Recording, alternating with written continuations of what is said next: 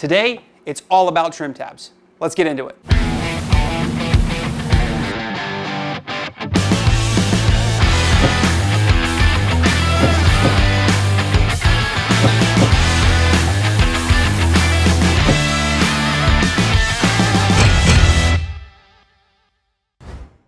What's up? Welcome to the channel.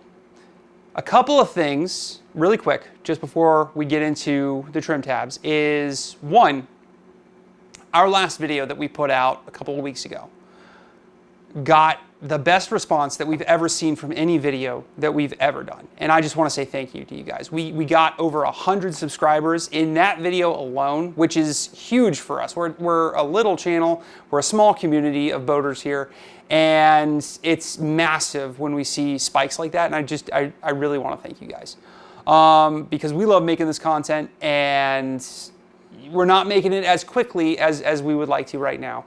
But the more subscribers we get, the more people that join us, the easier it's going to be for us to continue making some content. So really, really do thank you. Number two, look, new setup in the garage here.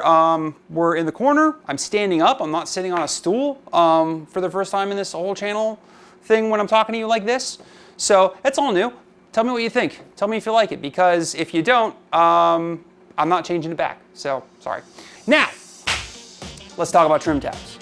Trim tabs are metal plates that are put on actuators at the back of a boat. They look like this. And what they do is, think like an airplane, to where airplanes have flaps that allow the plane to roll and tilt and do all of its, plane stuff. It's sort of like that, but for boats. So there's two of them, one on each side, and you will mount them right to the back of the boat, just going straight out, and actuate them down as you're running in different amounts to level out the boat. There are a few benefits of having trim tabs on your boat. One is increased fuel economy. If you can adjust the pitch of the boat to the correct angle that it wants to ride in, you're going to get better fuel economy. Two is weight distribution on the boat.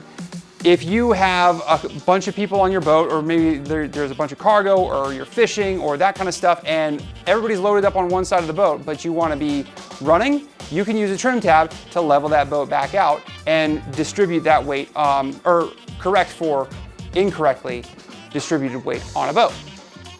If that makes sense. That seems like a weird sentence to say, but you can correct for imbalance in the weight of your boat, or of the things on your boat.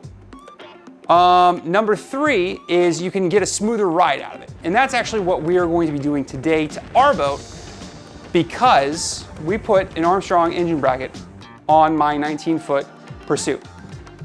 And it works perfectly. It's doing exactly what we thought it was going to do.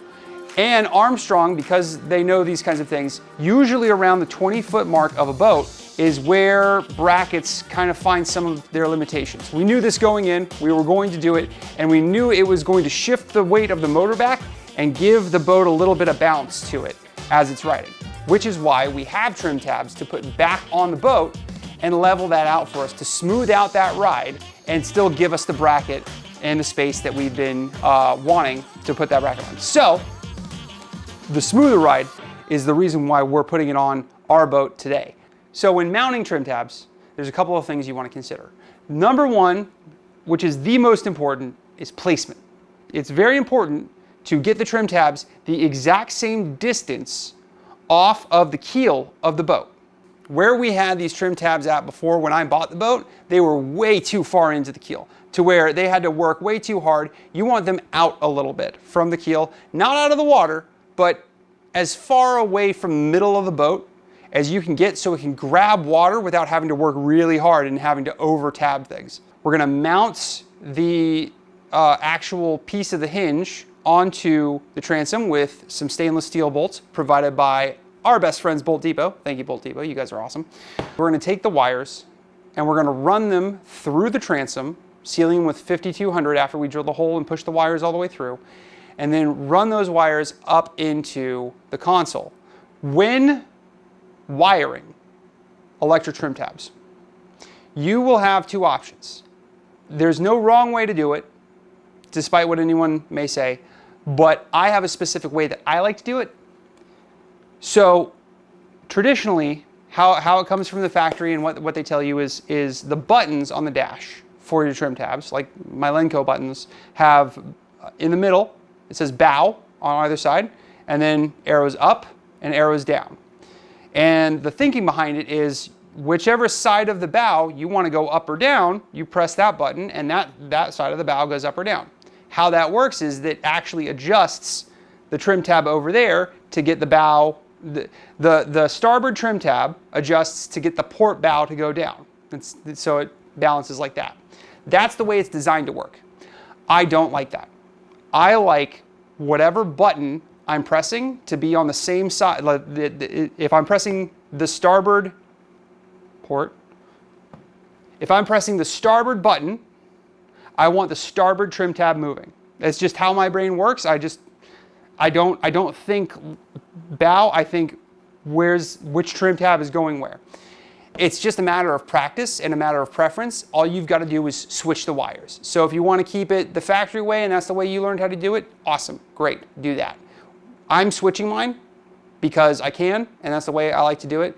And I encourage you to try it if you are not settled on a way to do it quite yet, because I like knowing which tab I'm affecting as opposed to what the bow is doing.